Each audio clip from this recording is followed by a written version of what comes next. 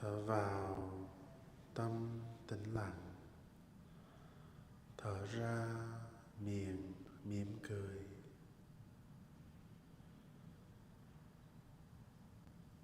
Tâm tĩnh lặng, miệng mỉm cười.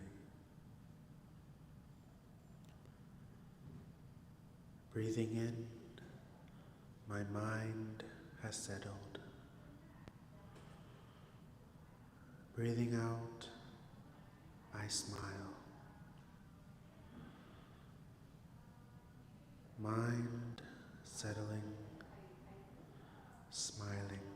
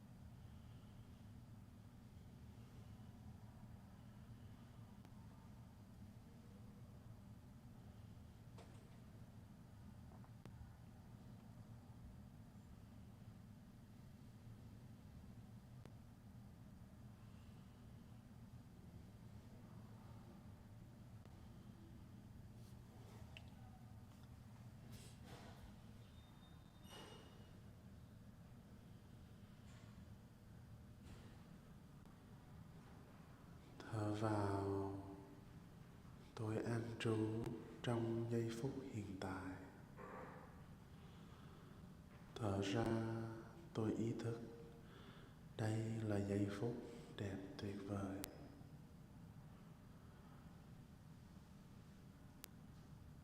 An trú trong hiện tại, giờ phút đẹp tuyệt vời.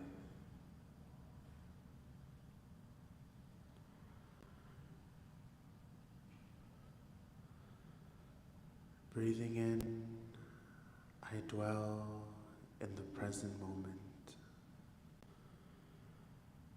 Breathing out, I'm aware it's a wonderful moment. Present moment, wonderful moment.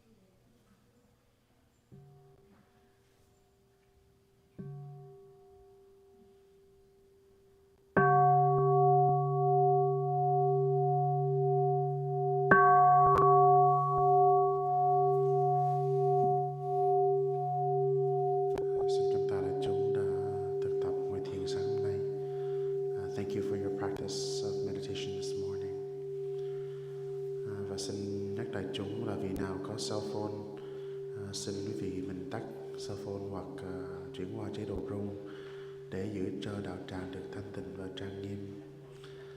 A gentle reminder for those who have a cell phone, please turn off your cell phones or switch them to vibrate mode to keep the atmosphere of the ceremony serene. Thank you.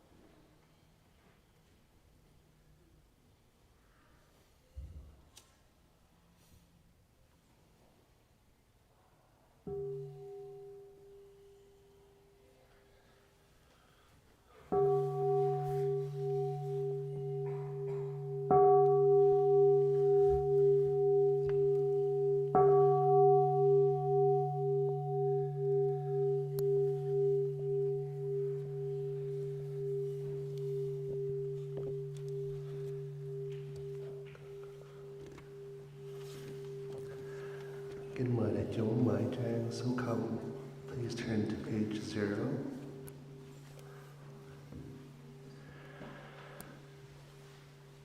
Trầm hương đông sớm nhà mười phương, nguyện nguyện kính đến yêu tờ vô lượng, cao cao xin chân tâm thành chúng con, vầng vầng khói kết mây lan cúng dường, đạo niệm mau đã lan truyền nơi cùng nơi chân lý chúng sanh đều thọ luân hồi, đồng quy kinh quy dưới đại sinh, dân hóa thông tin kia màu thắm tươi cành, đại quang minh sáng huy hoàng trang nghiêm, hơn mười phương đều nở hào quang an lành, nhiên đạo uyên chuyên soi khắp cùng quần sanh, Phật đạo đạo cùng nhau tự tìm ta mau biến thành. Nam mô Bổn Sư Thích Ca Mâu Ni Phật. Nam mô Bổn Sư Thích Ca Mâu Ni Phật. Xin cho khói trầm thông kén thành mây năm sắc dâng lên khắp mười phương, cúng dường vô lượng vùng vô lượng chư Bồ Tát cùng các thánh hiện tăng, nơi phạm giới dung thông kén đài sen rừng rỡ, nguyện lòng kẻ đồng hành trên con đường giác ngộ, xin mọi loài chúng sanh từ bỏ cõi làng nguyên theo đường giới định tuệ, quay về trong tỉnh thức. Chúng con kính nhân hương lên bùn và chư vị Bồ Tát.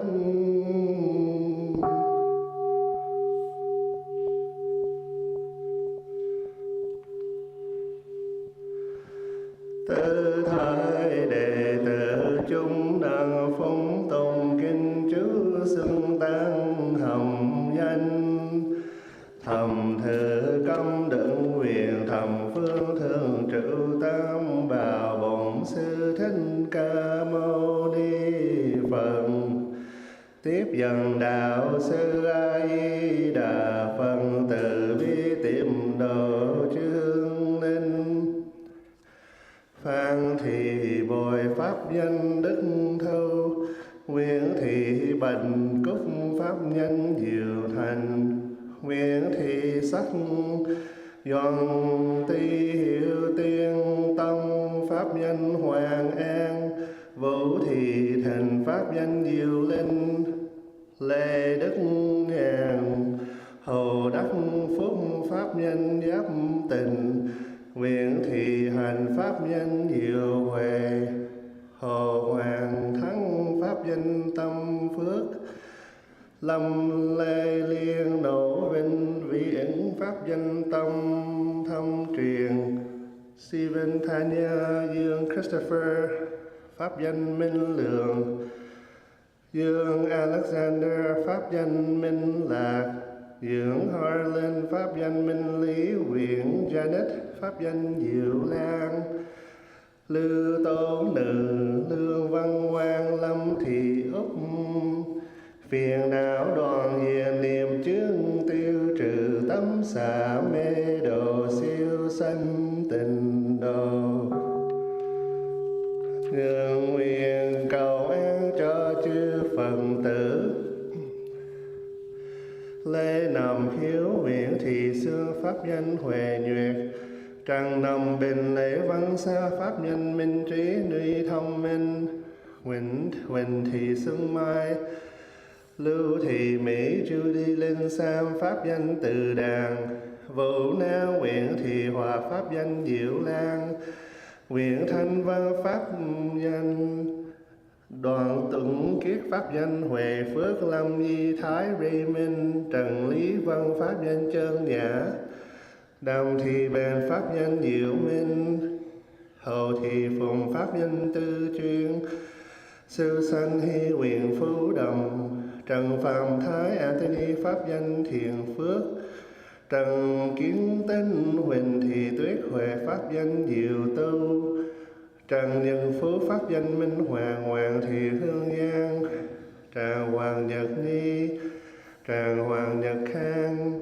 Vân Hải Sinh, Huỳnh Thị Hòa, pháp danh Từ Ấn Thuận. Cao Nhung, Nguyễn Thị Kim Phượng, pháp danh Từ Hòa.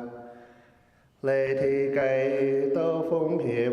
Huỳnh Vì Bảo, pháp danh Thanh Pháp. Nguyễn Thị Kim Phụng, pháp danh Từ Hòa. Nguyễn Thị Xuân, pháp danh Diệu Nhiên. Nô Thị Thành, Nguyễn Văn Phước. Hoàng Mộng Dương, Anne Peterson, Marine Patit. Về các vị tôi niệm tiêu trừ những kỳ chư Phật tử, từ bi phóng hoa tiếp độ.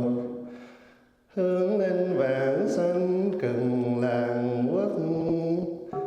Nam mô chứng minh sư Bồ Tát. Nam mô chứng minh sư Bồ Tát. Nam mô chứng minh sư Bồ Tát Ma Tát.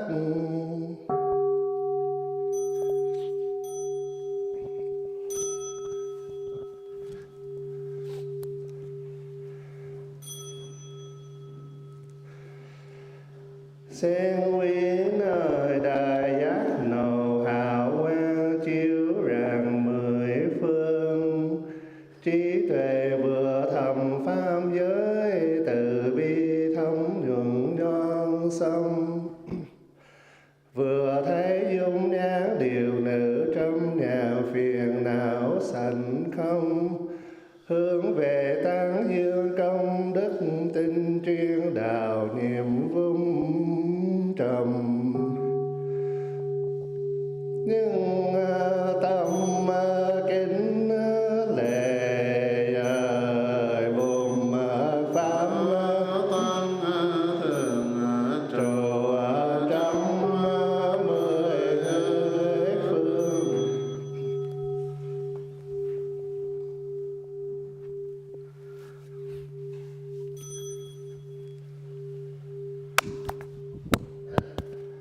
Những tâm kính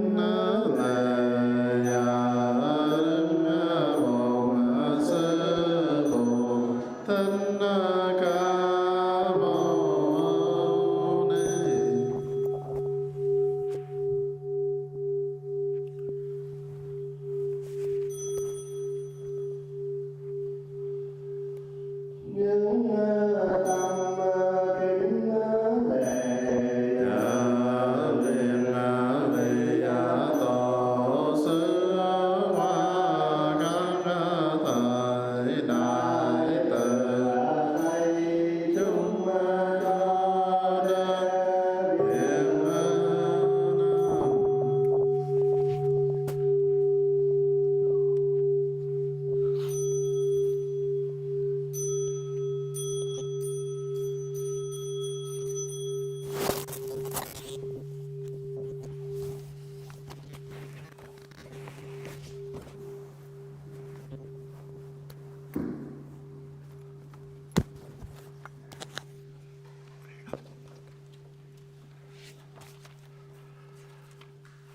Kính mời đại chúng mở trang số 4. Please turn to page 4.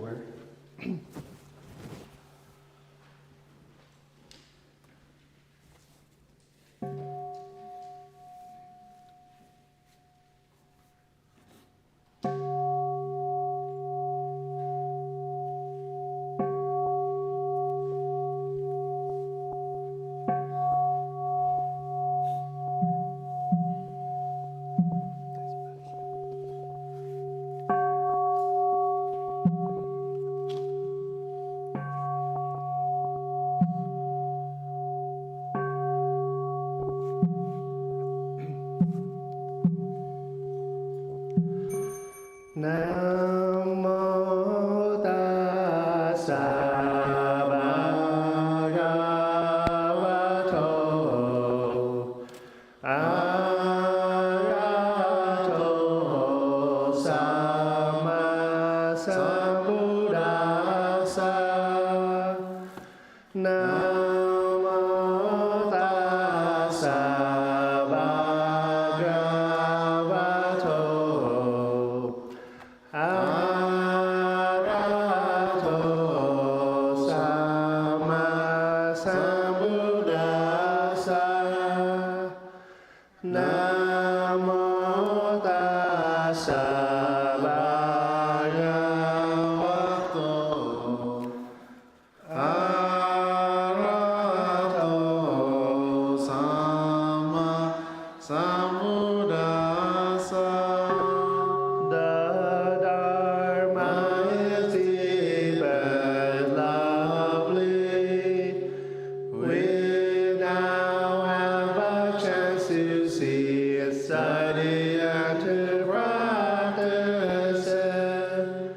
We vow to realize its true meaning. Nam mô A Đăng A Bồ Ma Sư Bồ Ma Thánh Ca Mâu Ni. Nam mô Đăng A Bồ Ma Sư Bồ Ma Thánh Ca Mâu Ni. Nam mô Đăng A Bồ Ma Thánh Ca Mâu Ni. Pháp Bồ Ma Cao siêu mạo niệm mà cớ duyên mấy đường thọ trì. Xin nguyện đi vào biển tuệ tế tha giáo địa quyền vi. Kinh tinh yêu ban nhà ba la mãn đa Bồ Tát quán tự tại khi quán chiếu thâm sao ban nhà ba la. Pháp trí độ bọn soi thảy năm uẩn điều không có từ tâm thừa chứng điều ai xa nhạy vừa thoát cả mọi khổ đau ách nạn. Nhớ đây xa lại từ chẳng khác gì không không chờ khác gì xác xa chứng thực là không không chứng thực là xác còn lại bốn uẩn kia cùng điều như vậy cả xa vời từ nhớ đây thấy mọi pháp diệu không không sai cùng không diệt không nhớ cũng không sanh không tên cùng không bơ cho nên trong tánh không không có xác thọ từ cũng không có hành thức. Nhạc di thiền thiền thân ý sáu trời không có xác thân hương vị xuất pháp sáu trời không có 18 giới tự nhiên.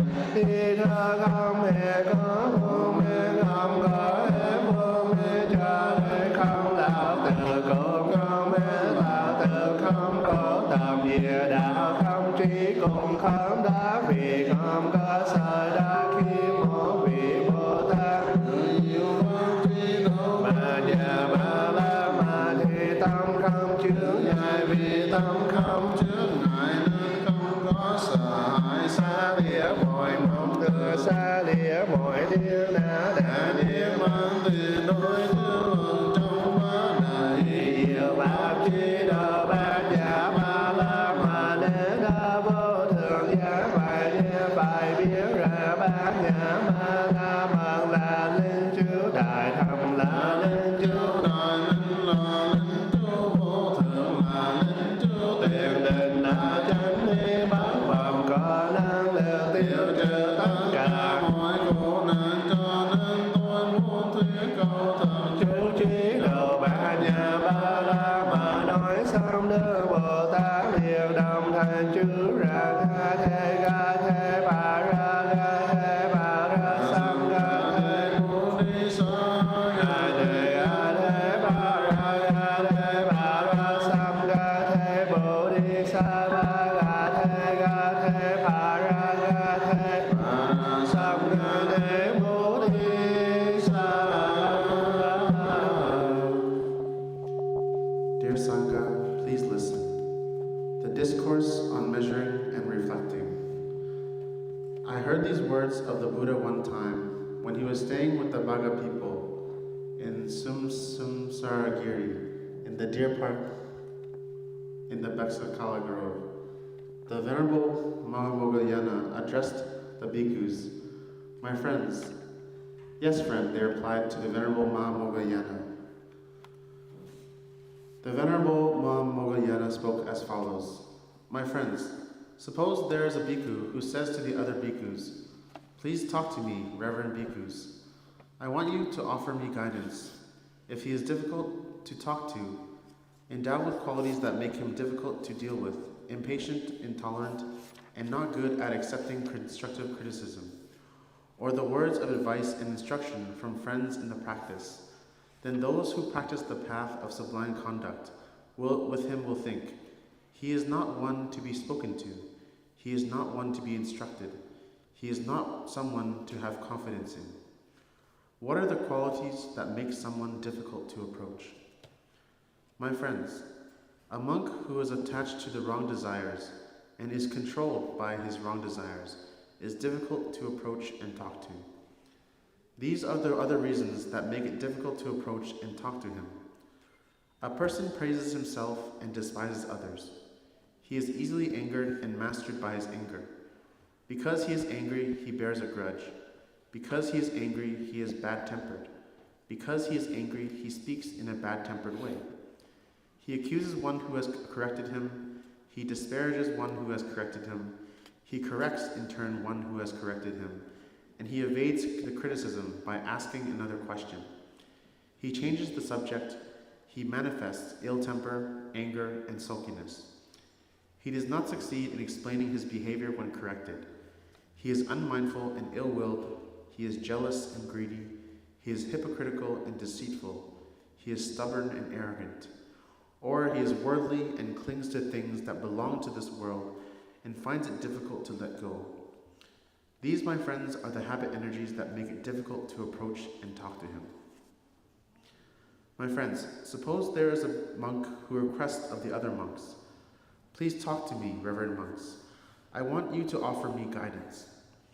If he is easy to talk to, endowed with qualities that make him easy to deal with, patient, tolerant, open, and able to accept constructive criticism, or words of advice and instruction from friends in the practice, then those who practice the path of sublime conduct with him will think, 'He is someone we can talk to, someone we can instruct, and someone we can have confidence in.'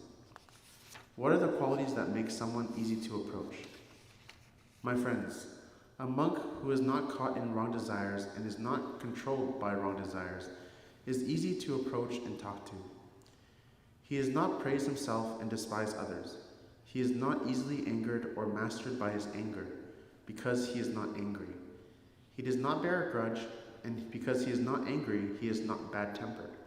Because he is not angry, he does not speak in a bad-tempered way. He does not accuse one who has corrected him.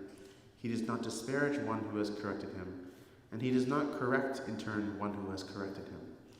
He does not evade criticism by asking another question, and he does not change the subject. He does not manifest ill-tempered, anger, and sulkiness.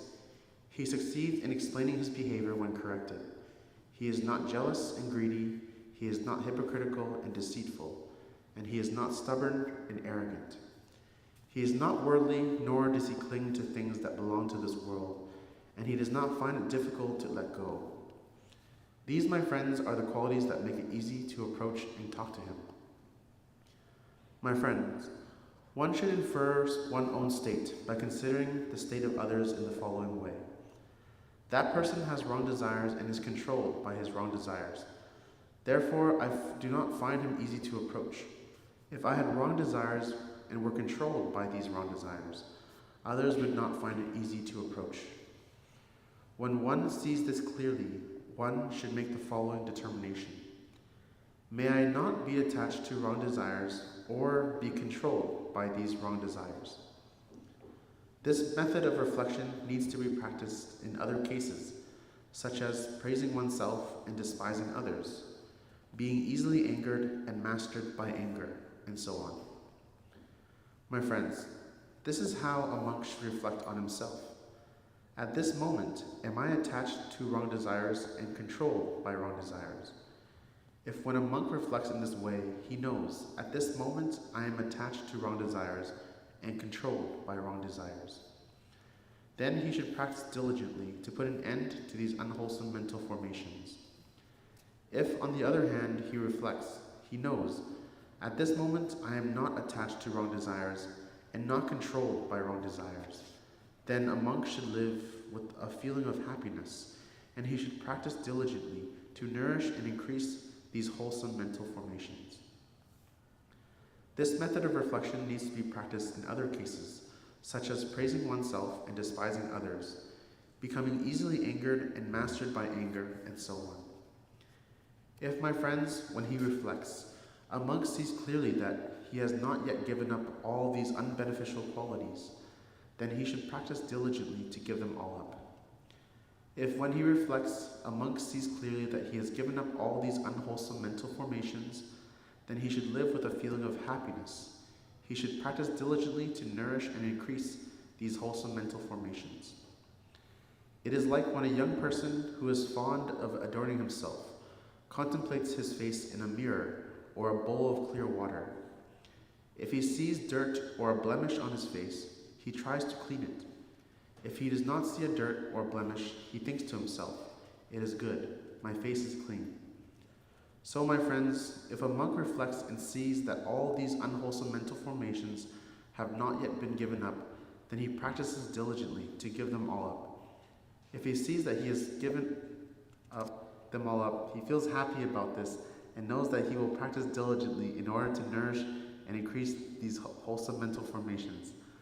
The Venerable Mahamogayana had spoken. The bhikkhus were delighted and they accepted their teacher's words with full confidence.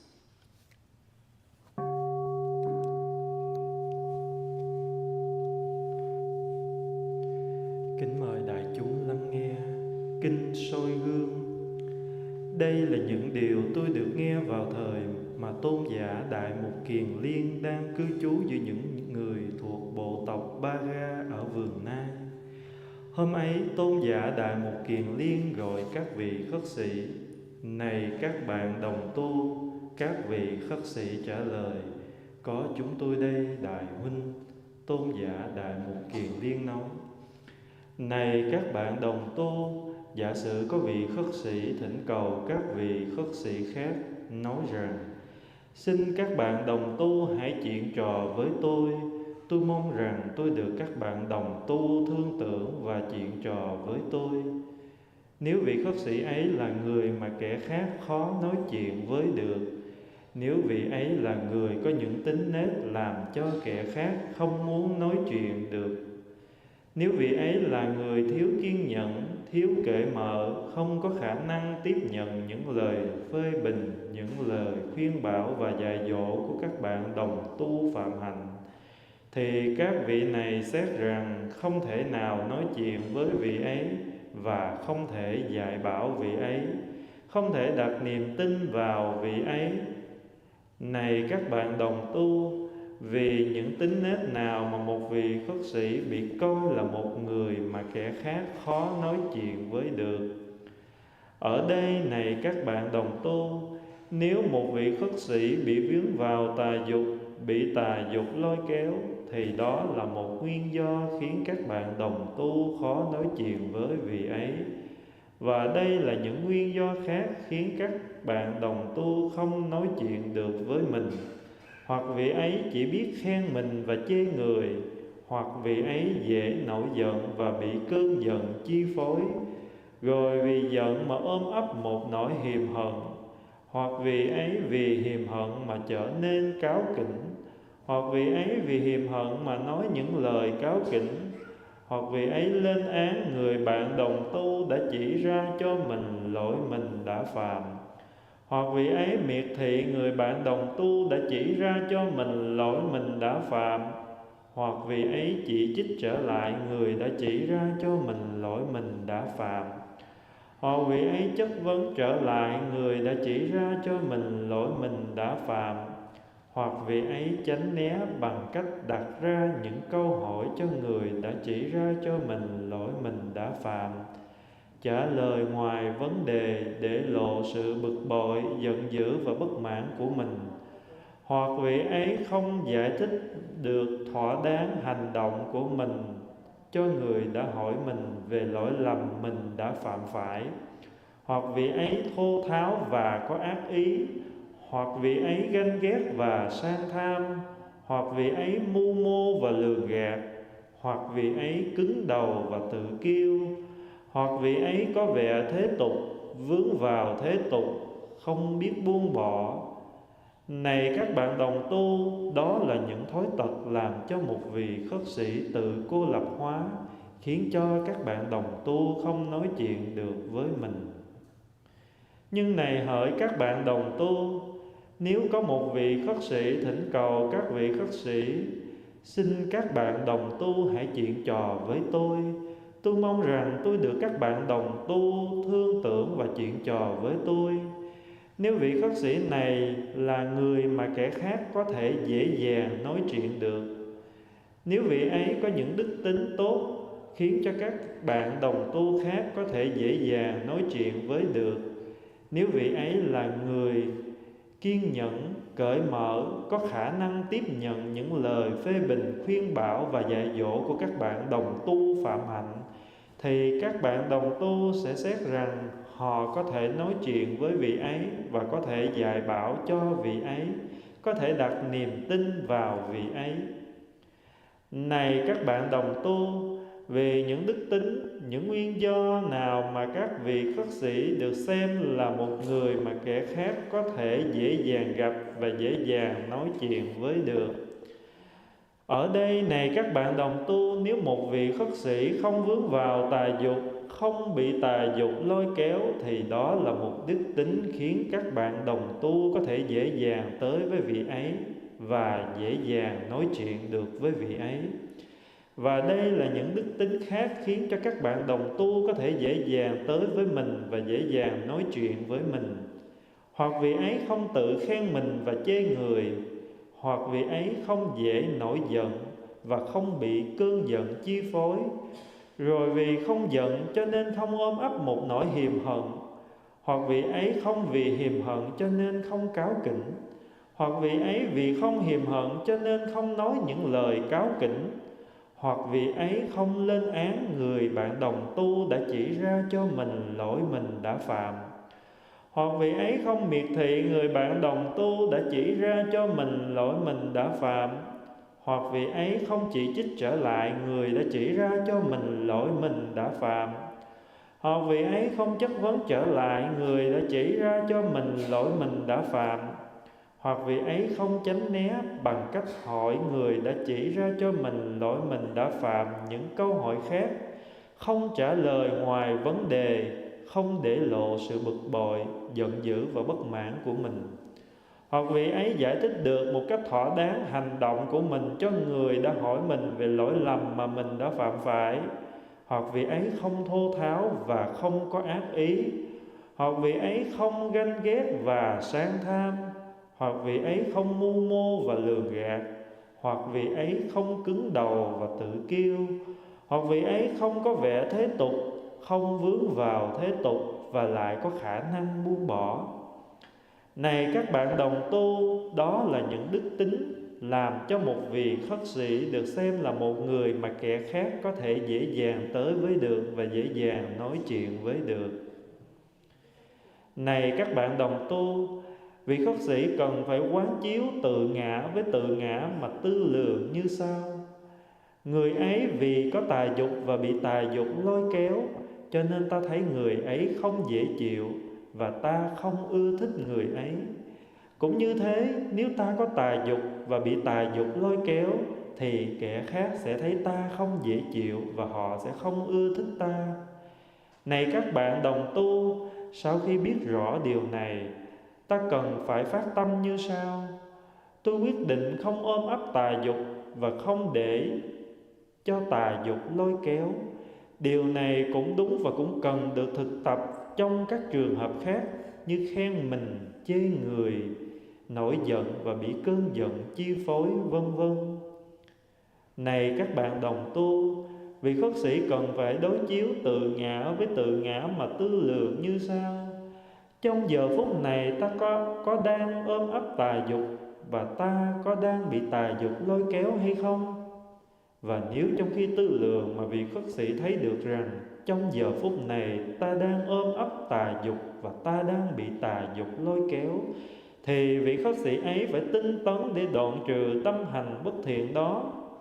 Và nếu trong khi tư lượng mà vị khất sĩ thấy được rằng trong giờ phút này ta đang ôm ấp tà dục và ta đang bị tà dục lôi kéo, thì vị khất sĩ ấy hãy sống với tâm niệm hân hoan và biết mình cần tu học tinh tấn để nuôi dưỡng thêm những tâm hành tốt đẹp như thế.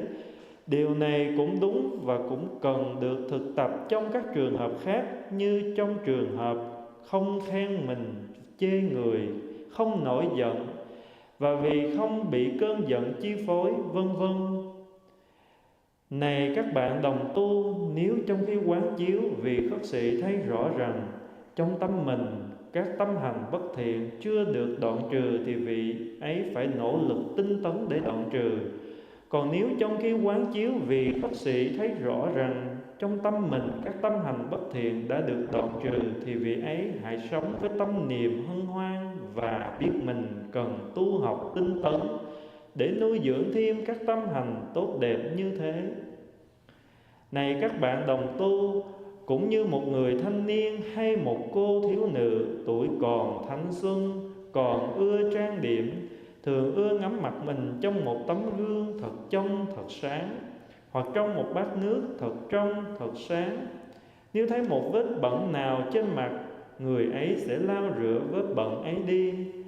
Còn nếu không thấy một vết bẩn nào trên mặt, người ấy sẽ lấy làm bằng lòng và tự nhủ: tốt lắm, mặt ta rất sạch. Cũng như thế, này các bạn đồng tu, trong khi tư lượng thấy các tâm hành bất thiện còn chưa được đoạn trừ, vị khất sĩ sẽ tinh tấn đoạn trừ chúng. Còn nếu trong khi tư lượng thấy các tâm hành bất thiện đã được đoạn trừ, vị khất sĩ sẽ được sống trong tâm niệm hân hoan và biết mình cần tu học tinh tấn để nuôi dưỡng thêm những tâm hành tốt đẹp như thế. Tôn giả Đại Một Kiền Liên nói như thế, các vị khất sĩ hân hoan tin tưởng và tiếp nhận những lời nói ấy của Thầy.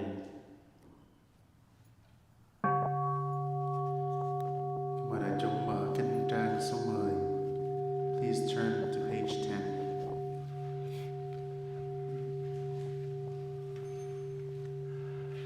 Trang niêu ma đại sen hứa tòa đại hùng ma tơ phù a thính ca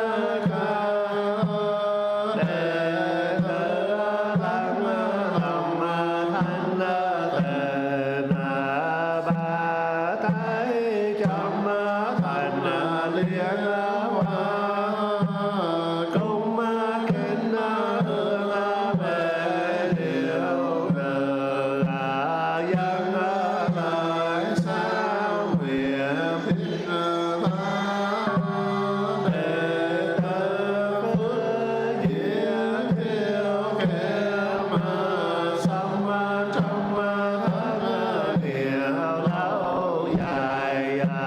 không được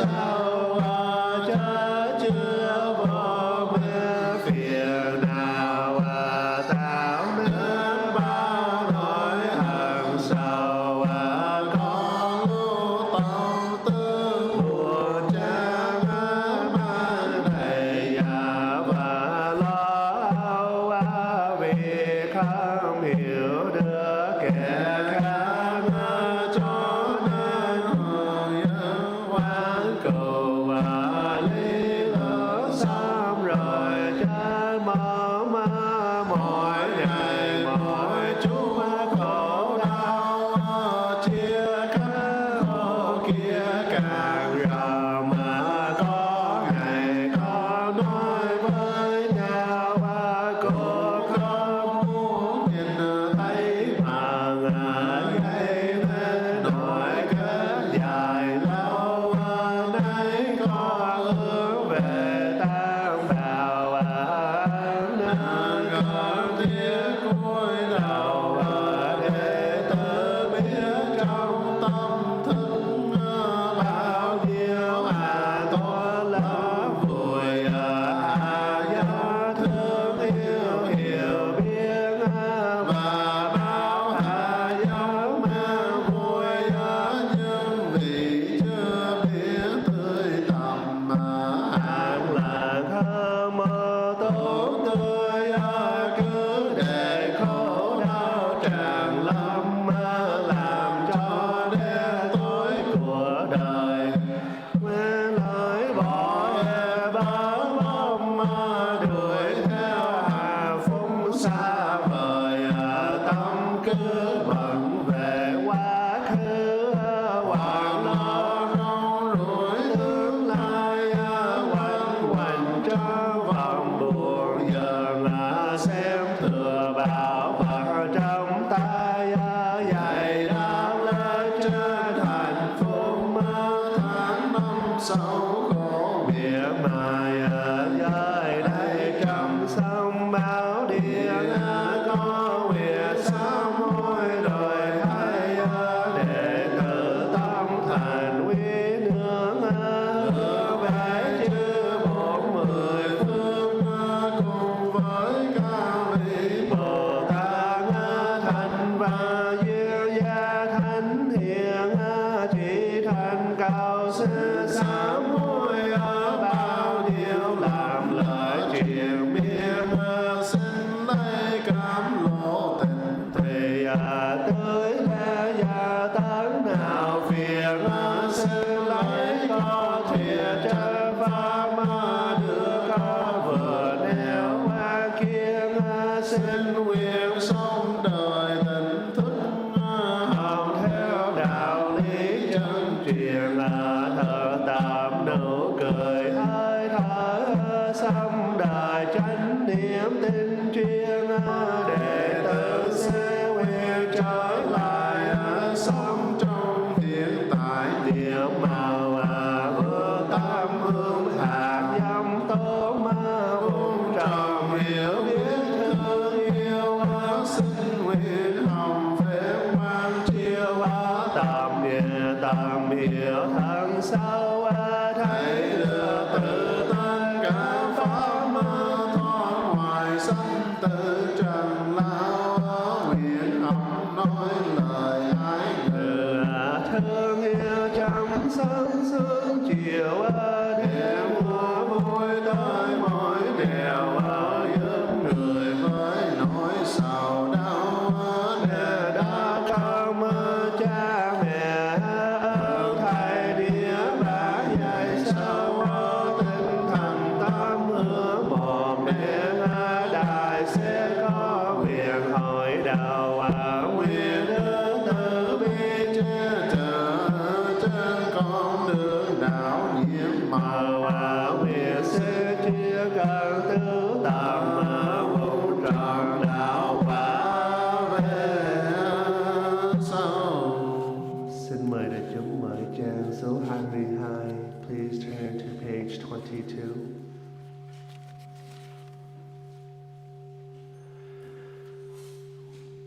Nguyện ngày an lành đem an lành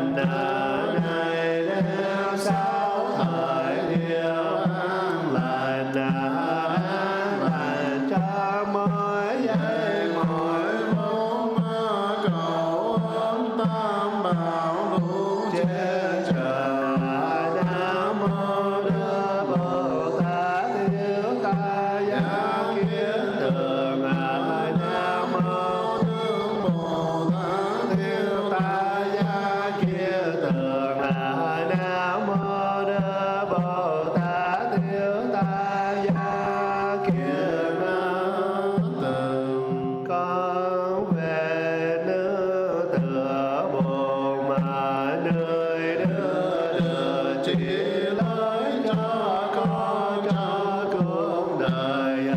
Con về nước tựa pháp con đường của tình thương và sự hiểu biết. Con về nước tựa tăng đoàn thể của những người nguyện sống cuộc đời tệ thân truyền thống kết tam diệu tạo cả nước vô biên để thờ xin hồi hướng cho chúng sanh mọi miền. Pháp môn sư nguyện hồng nghĩa sư nguyện đền phiền não sinh nguyện đoàn hóa Phật sư chân. Xin mời đại chúng cùng xả chân trước khi đứng dậy. Please release your legs before standing up.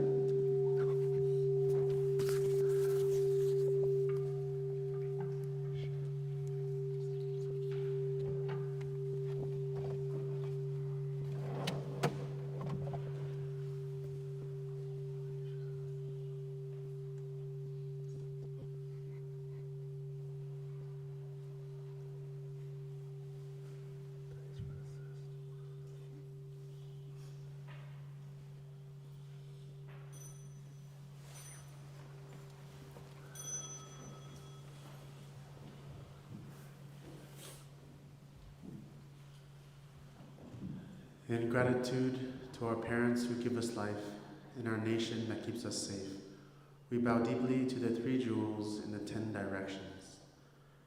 Đệ tử chúng con nhân cha mẹ sanh thành quốc dân bảo hộ, cúi đầu kính lễ tam bảo thường trụ trong 10 phương.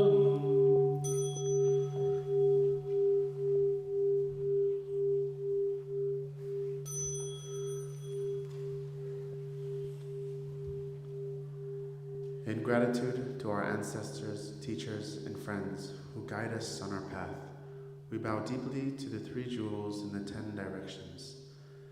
Đệ tử chúng con nhân sư trường giáo huấn liệt vì tính thi đàn na, cúi đầu kính lễ tam bảo thường trụ trong 10 phương.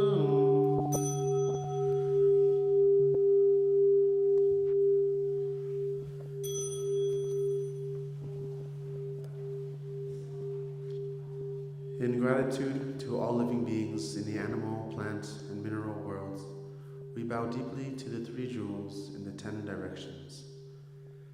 Đệ tử chúng con nhớ mọi loài chúng sanh cây cỏ đất đá, cúi đầu kính lễ tam bảo thường trụ trong 10 phương.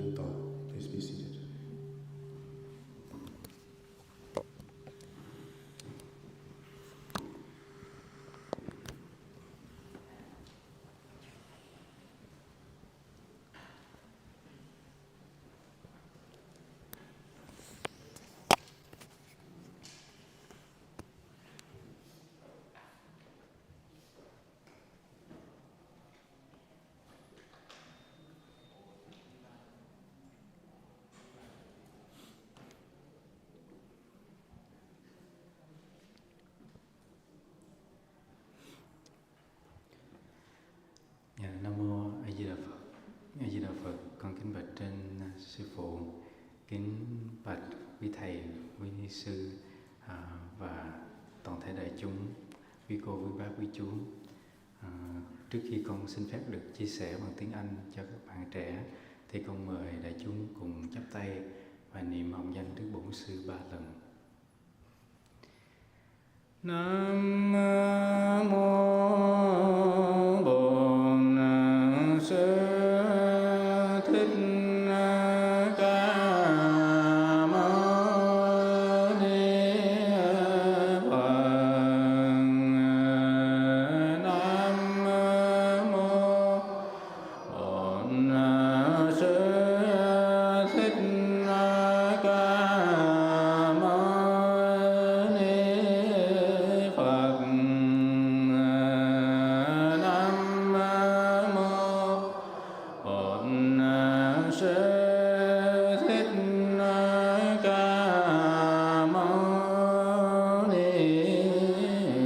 Phật. Nam mô Bổn Sư Thích Ca Mâu Ni Phật. Nam mô Bổn Sư Thích Ca Mâu Ni Phật. Con xin phép được chia sẻ bằng tiếng Anh cho các bạn trẻ. Namo Shakyamuni Buddha. Dear respected teacher, dear venerable monks and nuns, and dear community, how are you all doing today?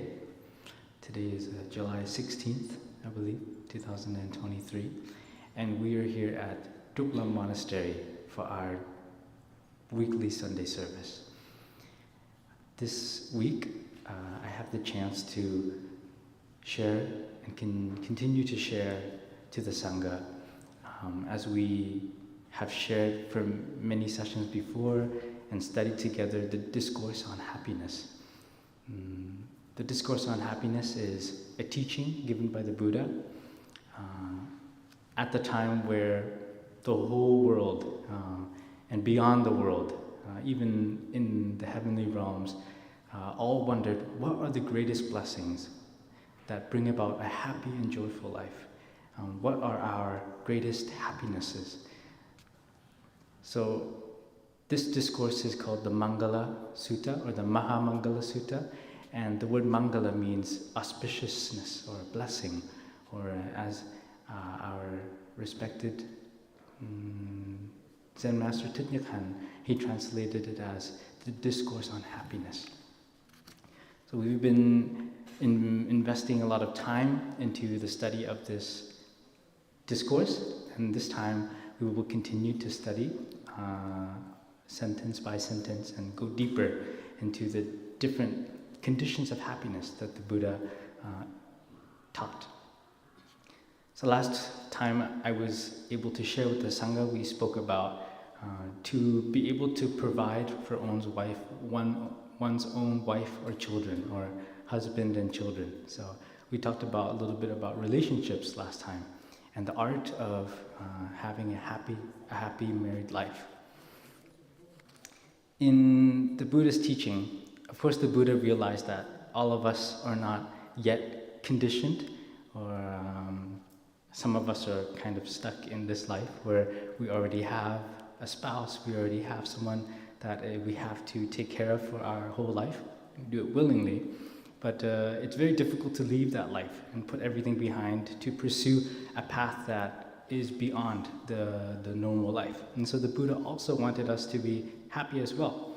Happiness is not only reserved for the monks and the nuns, but the Buddha also wanted to teach skillfully so that as married couples, as people with families, we can find the way to live our lives in such a way where we will still be able to be happy. And slowly, we continue to progress on the path. So last week, just to summarize a little bit, we talked about, not last week, the last time that I was able to share, we spoke about in which ways can we support our family. So there's spiritual support, introducing them to spirituality, to a way of life. Particularly in our case, we introduced them to the teachings of the Buddha. And the teachings of the Buddha are the Dharma. It's really easy to remember the definition of the Dharma, although it is very deep, but in a very simple way, we can remember that the Dharma is the path the way to transformation and happiness, the way to live with understanding and to live full of love. That's the spiritual support side. We also have physical and material support, which we all do. We go to work, we do our share to bring home what we have earned to feed our family, and we make a living and continue to support each other. And last time I also mentioned that some people may think it's kind of odd, because out of all people, a monk is talking about relationships or how to be happy in a married life. But as I shared last time, although monastics, we have no experience with living with one particular person and taking care of that particular person, we live with 20, 30 people, and we have to learn how to take care of those 20 and 30 people, each in a very, very different way. And in the end, we all have trouble. The main trouble of our lives is the greed, the hatred, the confusion, and the pride. And that's why we have difficulties in being happy. And the teachings of the Buddha are the medicine, the cure for hatred, for confusion, for pride, for greed. Like how a doctor understands the nature and causes of an illness, and he helps other people to get well, the doctor doesn't necessarily have to be sick. Or like I gave the example of a pool guard, someone who isn't in the water, but he can throw us a life jacket, he can throw us a float in order to help us stay afloat in the water. So we might not have that direct kind of experience, but in the monastery, we take care of each other like a family as well.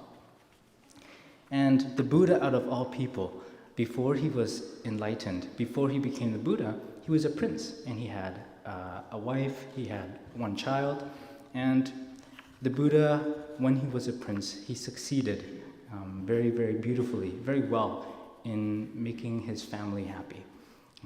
He knew the technique to understanding, he knew how to love and to take care of his wife and his children. And with that previous experience, the Buddha had much to teach the lay community on how to be happy. So last time we learned about the story of two very old people. They're a couple, the Nakula couple, Nakula Pitta and Nakula Mata, and these are two a very old man and a very old woman who had lived with each other for many years, and they were very happy always to be in the company of each other.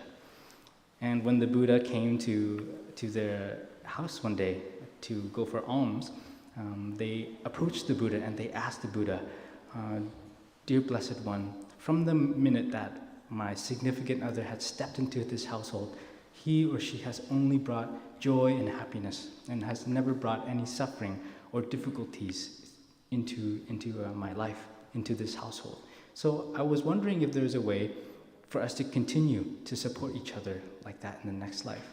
And the Buddha gave this teaching. He gave some factors that are really important in order for two people to support each other. And this can be found in the Anguttara Nikaya, one of the collections of the Buddha's teachings and discourses. Just to briefly go over them, they're called the 4 virtues of compatibility. There's many scientific studies I read on Google last time that when couples are more similar to each other, when they have similar attitudes, interests, values, and backgrounds, they tend to experience more happiness and they feel more satisfied in their companionship and their love, and they're less likely to break apart. They have the same level of interest in each other, they think alike, they share a particular kind of interest, they enjoy similar adventures, and in the end they just bond. So first is faith. They have to have the same level of faith in life. Faith in themselves, faith in each other, and faith in the teachings of the Buddha, the way of understanding and love. We have to believe that understanding and love is possible. We have to believe that happiness is true. The second is self-discipline, which which means a husband and wife should have the same standards of morality, manners, as well as the way they bring themselves about. And again, when we have the Dharma, we already have this treasure of teachings that will help us to live in such a way where we already have a foundation of morality. The third is self-sacrifice. They should have the same level of self-sacrifice. You know, when I've heard of many different stories from uncles and aunties who spoke to whether it be myself or some other teachers, even brothers in the temple, about what happens in their household, just to give monks, an idea of what happens.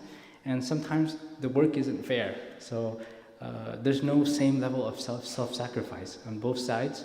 One person has to do more work, and the other person kind of just doesn't really have that same initiative. So selflessly devoting themselves to helping each other, and also to be generous to their families and friends. And this is what the Buddha, Prince Siddhartha and Princess Yashodhara, which is Prince Siddhartha was the Buddha before he became the Buddha. This is what they practiced together. And wisdom. Wisdom is the last virtue of compatibility. They have the same empathy, the same common sense, and they're on the same wavelength with each other. They're not stubborn to their own points of view. I heard a story about my grandma and grandpa, and when my grandma and grandpa were young and they first came to each other, my grandpa did something that wasn't very skillful. But in the end, my grandma was still able to overcome and to forgive it. And now that we reflect, we look back into days before us, we see that our ancestors, our Vietnamese ancestors, they bonded very well with each other. And no matter what happened, they always tried to fix it instead of just to throw it away or to let it go. And that's what the practice is about. The word "tu" means to fix, to adjust. So when we say we are practicing, if we say that we are doing, then that means we have to try to fix, to adjust, and not to throw everything away. Today, mainly, I would like to share about 4 things. In Vietnamese, we call it tứ nhiếp pháp, and in English, it can be called the 4 ways of embracing, and the 4 ways that bodhisattvas or Buddhas embrace and take care of all sentient beings. Or in a way, how to strengthen connection and bond with others, how to befriend others. Firstly is giving. In the practice of giving, it's really broad. We can give money, we can give time, we can give effort, we can give anything and everything that we have. And that's all that matters. We don't have to think about giving something so great. The practice of giving is maintained and is perfected in a way as long as we are giving what we have to the other person, what we can to the other person. And we give because we care. The motivation of giving, the motivation of sharing is because we care and we deeply love our loved one. That's why we try to give to them. My mom told me one time that her favorite memory is when my dad didn't forget their anniversary, and he bought her a rose, and that was all that she needed to make her happy. It was a very small gesture, but it can mean a lot sometimes. And not only in a romantic way, because now we're talking about this particular line or text in the Discourse on Happiness, but we can give to each other very small things in life. One time, a lay friend, a young friend came to the temple, and when she saw me, she gave me a haichu candy, and that was enough to make me happy for the whole day. The little monks in the temple, they know that I really like cold brew coffee, so I didn't expect it to happen, but I also love the young monks very much. And one of the young boys who wants to become a monk. One day he came back from the supermarket with his mom, and he bought me a tub of cold brew coffee. And I was so happy and so surprised that he remembered. I think the more that we put our love and our effort, the more that we really put our heart into the way that we take care of our loved ones, the more that love will reciprocate back to us. Sư chú Trung Hải, my Dharma brother, he also had done that before. So when he went to Safeway, he would always buy me a tub of cold brew coffee. So yesterday, as I was chanting the Avatamsaka Sutra, a very large and quite complex sutra taught by the Buddha, there was a passage that I really, really enjoyed. And I want to share it with you today on the spirit of the first way of embracing all beings, which is giving. Con xin phép đọc bằng tiếng Việt trước để cho quý cô, quý bác, quý chú có thể nghe cái phần này. Để mình khi con nói tiếng Anh hoài mọi người cũng hơi chán nha. Thì trong kinh hôm qua lúc mà mình tụng kinh buổi chiều, mình đã được tụng kinh Hoa Nghiêm, và có một cái đoạn rất là hay, và khi mà con tụng kinh con đã lưu xuống.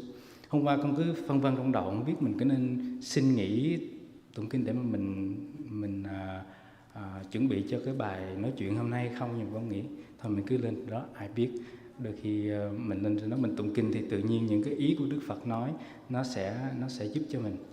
Thì đây là do Đức Phật nói. Không, do Ngài Phổ Hiền nói. Ngài Phổ Hiền Bồ Tát dạy cho Thiện Tài Đồng Tử: thiện nam tử, trong các thứ cúng dường, pháp cúng dường là hơn hết. So there's three kinds of giving. There's the giving of money and material objects, tài thí. The giving of the Dharma is pháp thí, and the giving of fearlessness. The giving of fearlessness, which is vô úy thí. And we were just talking about the gift of money and material objects. Now we're moving on to the gift of the Dharma, pháp thí. Thiện nam tử, trong các thứ cúng dường, pháp cúng dường là hơn hết. Pháp cúng dường là tu hành đúng theo lời Phật dạy để cúng dường, làm lợi ích cho chúng sanh để cúng dường, chịu khổ thế cho chúng sanh để cúng dường, nhiếp thọ chúng sanh để cúng dường, siêng năng tu tập căn lành để cúng dường, không bỏ hạnh Bồ Tát để cúng dường, chẳng rời tâm Bồ Đề để cúng dường. Hôm qua đọc cái đoạn đó và con rất là thích. Whenever I read or have the chance to chant the sutras, I always like to chant them slower, at a slower pace, so that I can absorb some of the information. And yesterday, when I was able to go through this particular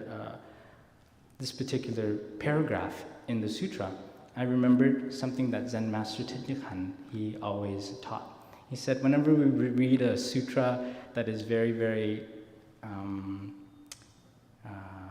you could say lucid or very, very wonderful in many ways, very, very high, sometimes it's a bit difficult to understand, and we have to ask ourselves, what is this sutra going to do, or how are we going to use the teachings in this sutra to apply to our lives to make us suffer less and to make us be more happy. And on the relating to happiness in the life of a family and a married life, we can also practice to give, just like in the sutra, the Bodhisattva, universal worthy one, taught to the young man Sudana. And I would like to read a brief translation of it. Good sons or daughters, in all types of giving, the giving of the Dharma is the most supreme. Giving the Dharma is practicing accordingly to the teachings of the Buddha as a way of giving, benefiting all sentient beings as a way of giving, taking on suffering for living beings as a way of giving. Receiving and embracing all beings is a way of giving, diligently striving to cultivate good roots as a way of giving, not giving up the bodhisattva practice as a way of offering, not separating oneself from the mind of awakening and love as a form of giving, So now we will branch out more into this topic of giving. So at first, this is the sutra. In the sutra, Universal Worthy Bodhisattva says to Sudana, good sons or daughters, actually in the sutra it just says Te Nam Tau, which means son of a good man, but it's because he's talking to a man. In all types of giving, the giving of the Dharma is the most supreme. Nothing can be more supreme, nothing can be more higher than learning and applying the practice of understanding, of love, of patience, of compassion.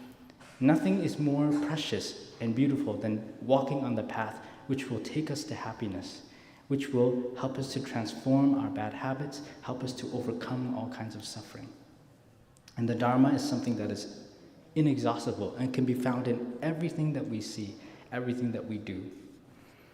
It delivers us to the way of true happiness and can help us avoid a lot of unnecessary suffering, guiding us through life, helping us not to suffer, to feel lost and confused, to remove ourselves from the states of ignorance that we might have, bringing us back and helping us to live our lives more beautifully. The Dharma, you can think of it as kind of like a map. I don't know if you guys watched Dora the Explorer when you were little. I know I did. In the Dora the Explorer, there is a character called the Map. And when in the cartoon, there's a fox that steals stuff. So in order to find out where the fox is, Dora has to call up the map. And then the map pops out, and she's able to trace where she's going to go next and where exactly that fox, that sneaky fox that's going to steal the stuff, is hiding. And the Dharma is kind of like a map for us, and it shows us how to get to the destination in the safest and quickest way possible, without allowing our greed, allowing the seeds of hatred, allowing the seeds of greed, without allowing the seeds of jealousy to overtake and overcome us, to take away our sanity. Sometimes I always share that when we're angry, it's a very clear example of when we completely have our sanity taken away from us. Because when we are angry, we forget that the person in front of us is someone who we love deeply. And we might say words that will hurt that person a lot. So giving the Dharma is practicing accordingly to the teachings of the Buddha as a way of giving. And not only to the teachings of the Buddha, we'll see why, because the Buddha taught that all Buddhas taught just, if you can summarize the teachings of all Buddhas, it's not to do any evil, to do all good, and to help all living beings and keep our body and mind pure, calm, and happy. And not only the Buddha teaches this, but many, many spiritual teachers teach this as well. So much trouble would be saved if we had just listened to these enlightened teachers in the first place, not to let our anger get the best of us, learning the way to transform our anger, to use loving speech, to speak lovingly to each other, to meditate, to have more calm in our daily lives, so that when anger or when our urge to use non-loving speech is there, we have enough calmness, enough sanity in our minds to stop that sneaky little fox from taking away whatever we have. That is our mindfulness.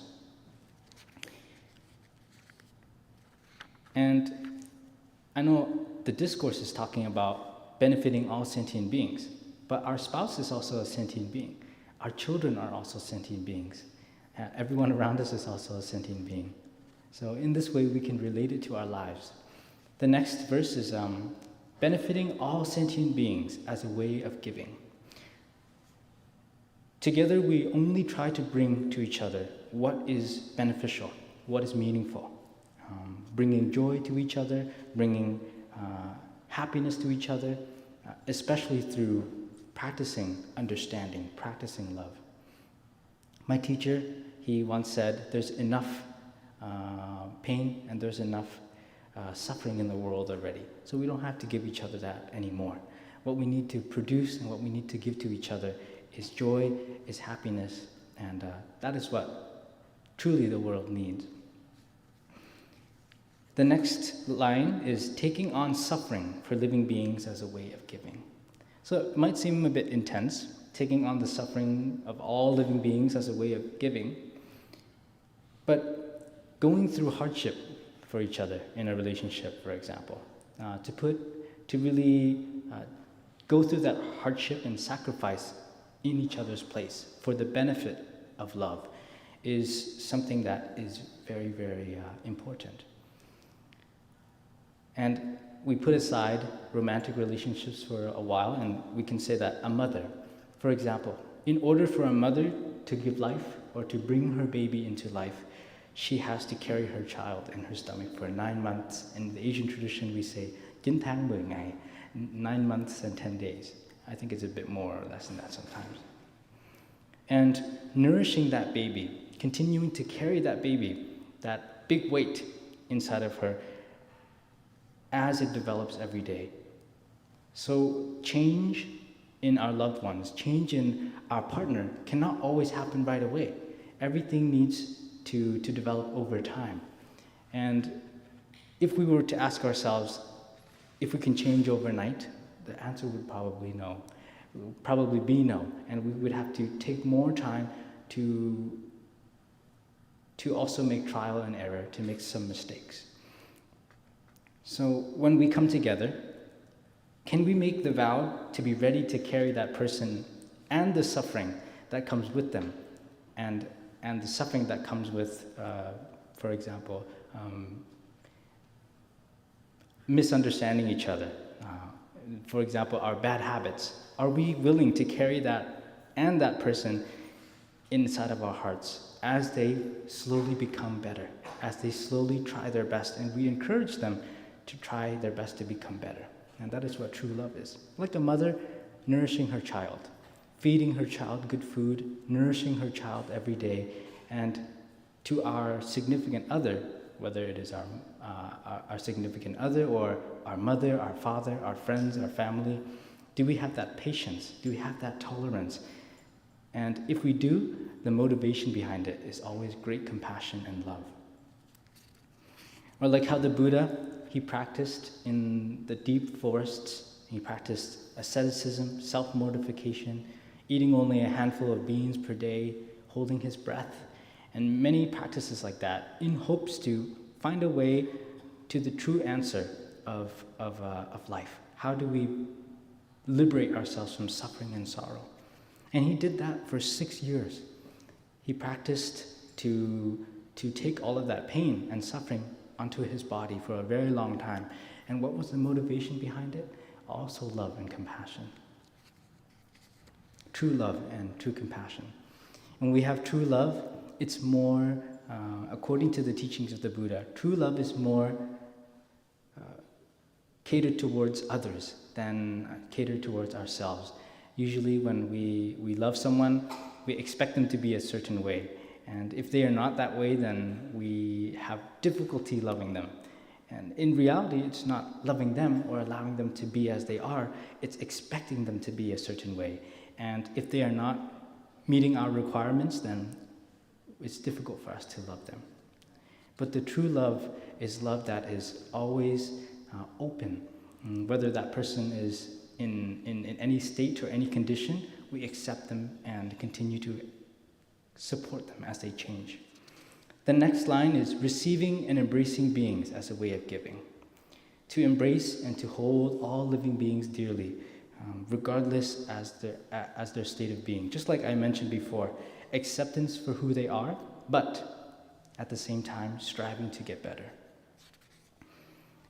When we, as normal human beings, some difficulty happens and there's maybe a significant other is not treating us very well, we tend to have to let go sometimes. It's a bit too toxic or a bit too much for us. But the Buddhas and Bodhisattvas, they think the opposite way around. They say, maybe I shouldn't let this person go, and continue to guide them or support them in some way. Because if they're struggling, clearly they're struggling, and we let them go, then who is going to be out there that will actually have enough compassion to guide them? And this is speaking from a heart of a Buddha or Bodhisattva. We don't have to, be exactly the same as them. But as students of the Buddha, we work towards that goal. Diligently striving to cultivate good roots as a way of giving. Everyone has the capacity to understand and to love.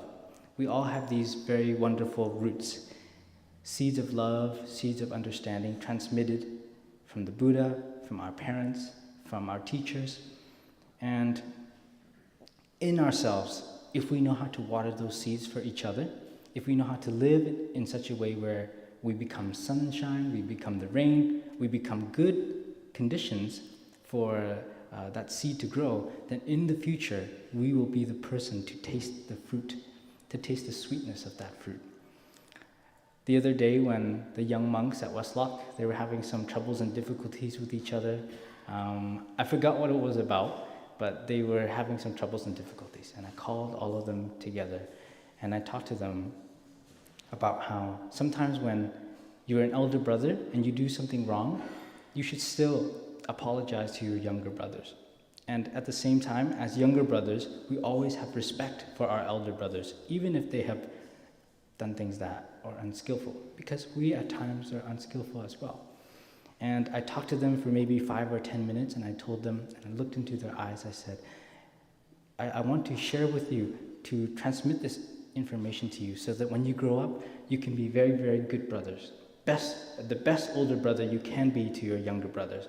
And I put 2 thumbs up, and all of them, they put their 2 thumbs up at the same time. And it was such a sweet and wonderful moment.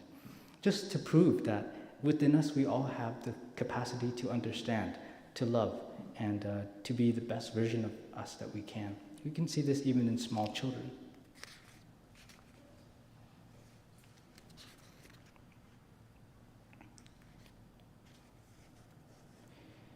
Not giving up or not abandoning the bodhisattva practice as a way of offering. The practice of a bodhisattva is like a being who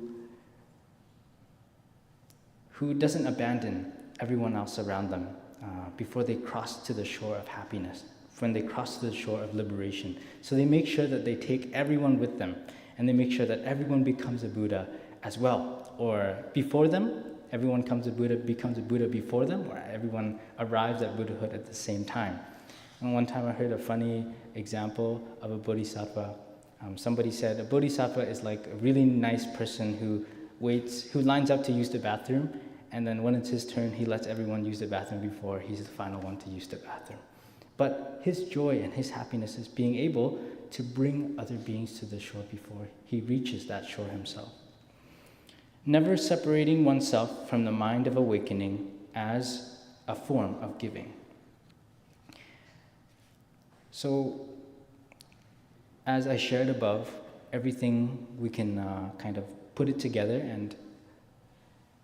and see that understanding and love are very, very important elements, as well as mindfulness and awakening and awareness are very important elements in our relationships.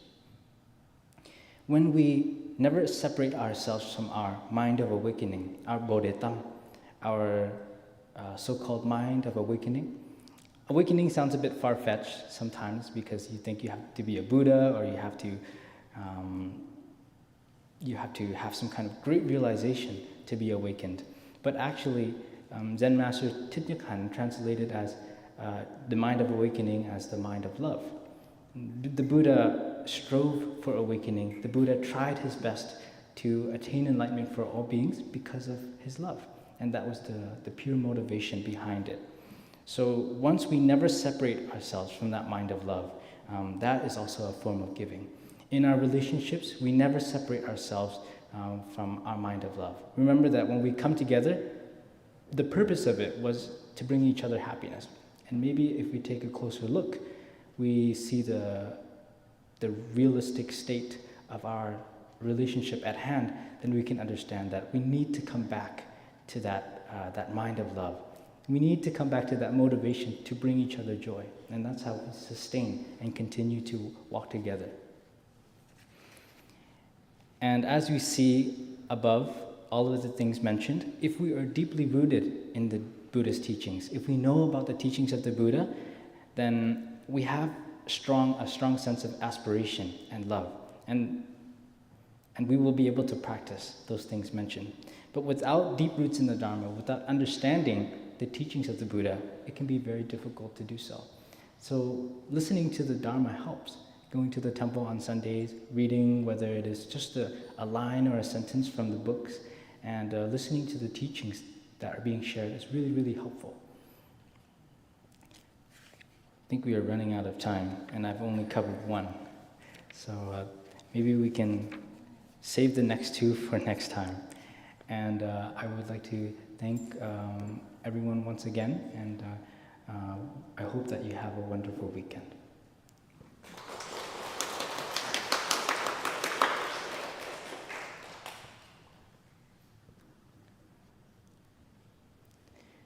Nam mô Di Đà Phật. Con kính cảm ơn quý thầy và sư cô đã lắng nghe chúng con, đã cho chúng con được chia sẻ, và tiếp theo sau thì mình sẽ có cúng thất, cúng vong, cúng linh cho các vị có thân nhân quá vãng.